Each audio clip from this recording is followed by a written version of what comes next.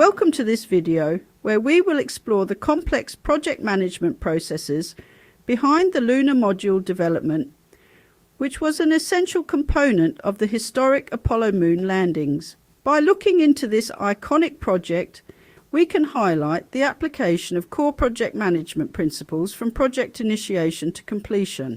Stay to the end of this video to see how to get my new absolutely free ebook Project Management: A Head Start, which teaches you how to successfully launch a new project, giving detailed information touched on in this video. Step 1. Crafting the project charter. Understand the foundational document that defines the project's vision, scope, and participants. Define the project's purpose. For the Lunar Module, the purpose was to develop a module capable of landing on the moon, supporting astronauts, and rejoining the command module. Identify stakeholders. Include all key parties involved, from project sponsors to end users. In our case, stakeholders included NASA contractors like Grumman, the astronauts, and the United States government. Outline the scope and objectives. Clearly delineate what the project will and will not cover to avoid scope creep. Assign key roles and responsibilities. Ensure everyone knows their roles early on to facilitate smoother project progression. Step 2. Implementing a project methodology.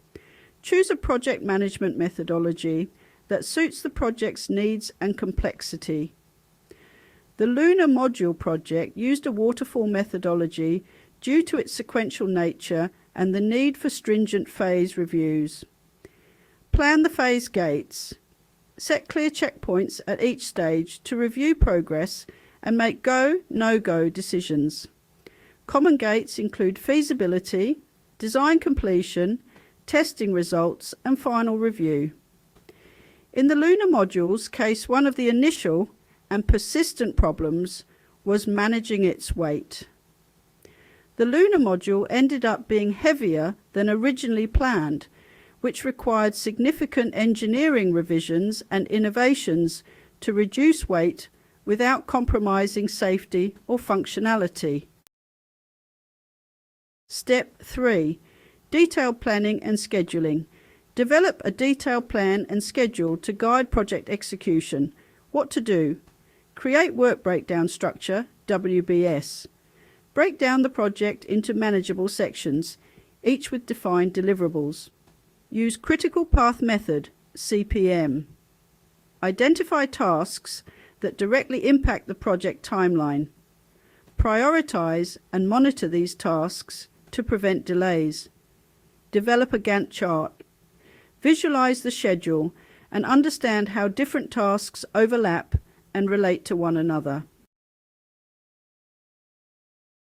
Step 4. Risk management. The objective here is to proactively identify and manage potential risks to the project. First, identify risks. Conduct risk identification sessions with the team to list potential risks. Next, assess and prioritize risks. Evaluate the likelihood and impact of each risk. Focus on the most critical risks. Finally, develop mitigation strategies. For each high priority risk, plan actions to reduce its likelihood or impact. During this mission, which tested the Lunar Module in Earth orbit, there were issues with docking the LM back with the command module. These were mainly due to alignment and docking mechanism problems, which were critical to ensure for the safety of actual lunar operations. Step 5. Change control process. The objective here is to manage changes systematically to prevent uncontrolled alterations to the project scope or objectives. So what should you do? First, establish a change control board, or CCB. This board should include key stakeholders who can approve or reject changes. Next, document changes. Use a change request form for stakeholders to propose changes. This form should detail the change, the reasons behind it, and the expected impacts. Then review and approve changes. The CCB should review each change for its necessity and potential impacts before giving approval. Step 6. Quality management. The objective is to ensure the project's outputs meet the required standards and stakeholders' expectations. Here's what to do. Start by defining quality standards. Establish specific standards and metrics that the project deliverables must meet. Then, implement quality assurance, or QA. Conduct systematic processes and activities to ensure the project adheres to these defined quality standards. Finally, perform quality control, or QC. Regularly test and review outputs to detect and correct issues before they escalate. There were some changes to plan, which by Neil Armstrong applied just before landing, as he had to take manual control of the LM during the final descent to the moon's surface due to the onboard computer targeting a landing area that turned out to be unsuitable. Step 7. Delivering the final product. The objective is to complete the project by delivering a final product that meets all agreed specifications and stakeholder expectations. So, what's the plan? First, conduct final testing and adjustments. Ensure the product passes all final testing based on predefined criteria. Then seek stakeholder approval. Present the final product to stakeholders for approval. This step is critical to verify that the project meets all contractual and operational requirements. Lastly, project closure. Once approved, formally close the project. There was a major issue on that first landing which were documented and taken on board with the following moon journeys. The Lunar Module landed with less fuel than expected, which was a significant concern.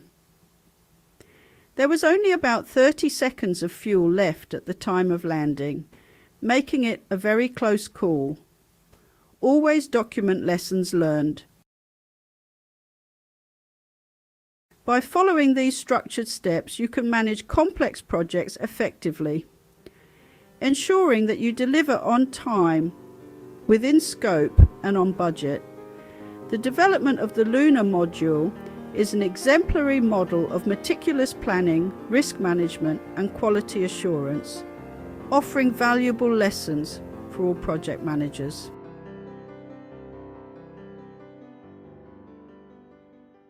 To download my free ebook, How to Successfully Launch a New Project, which is absolutely free to download, just click onto the link shown below in the description